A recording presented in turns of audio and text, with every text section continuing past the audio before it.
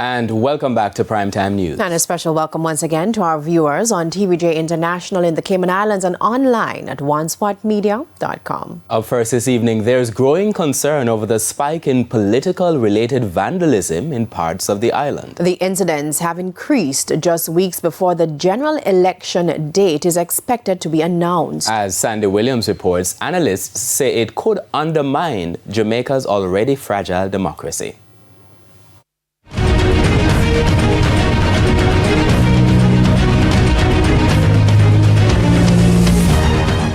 Political vandalism is rearing its head in what many hoped would be a peaceful election period. On the weekend, the JLP and PNP candidates in Eastern St. Thomas traded accusations that their paraphernalia were being targeted by the other side. Last week, MP for West Rural St. Andrew, Juliet Cuthbert Flynn, also complained on social media that her posters were damaged. Weeks ago in St. James, the municipal authorities removed PNP posters, prompting 3 candidates to take the matter to court, where they subsequently won an injunction stopping further removals. Political analyst Andrew McDaniel points out that while vandalism isn't new, it echoes darker times in Jamaica's political history. In previous electoral cycles, the vandalism and tribalism was to an extent where military presence had to be increased across several constituencies. So you wouldn't necessarily call it worse, but it is worrying and troubling because it tells you that the level of tribalism that we've experienced up until, say, around 2007, you get a sense that it's re-emerging in the minds of some of the constituents.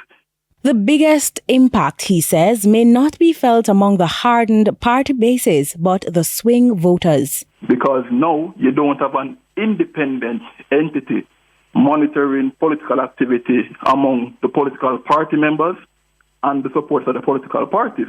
A representative from the EOJ came out acting on behalf of the office and condemned the activity. But here's the issue. Because it's no longer independent, they don't have the mandate or the same authority that the ombudsman once had when they acted independently.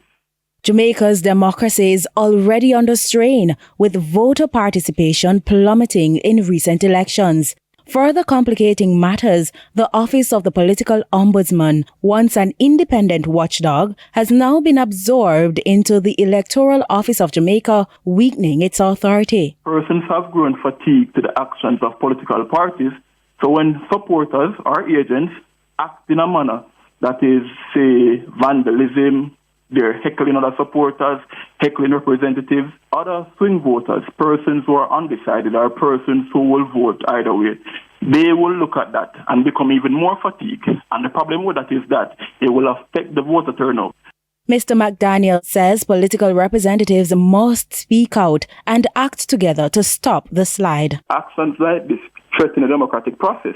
And if as an MP or MP candidate, if you sit back and allow your supporters to behave in this sort of way and you're silent about it, then silent, of course, is you actually giving your consent to the actual action. You have to come out and tell the supporters that I am not supporting actions like this because actions like this threaten the democratic process.